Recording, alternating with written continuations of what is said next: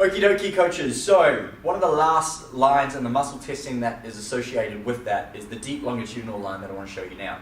So what that incorporates is erector spinae and the muscles that make that up, so longissimus, ilicostalis, all those muscles which are essentially the erector spinae group. Now that ties into a ligament called the sacral tuberous ligament, and essentially that connects with the hamstrings and makes up this long superficial back line. Alright, so as with most of the muscle tests, we're not going to test all the muscles in it. We're going to test the major ones, which are going to be the long thoracic extensors, the upper thoracic extensors, as well as hamstrings.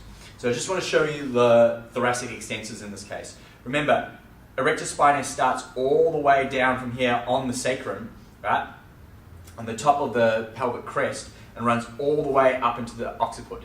So top of the skull, essentially. So we ask our client to come up, they prop themselves up. We want to test the upper thoracic extensors, not the lower, so we put our hand in the small of their back. So when we push down, we're pushing down not from the sacrum here, which is going to incorporate more of a test in here, in the lumbar erectors, but we hold from the lumbar, so that means we tend to be testing from that hand up, right? Because there's a pivot point here.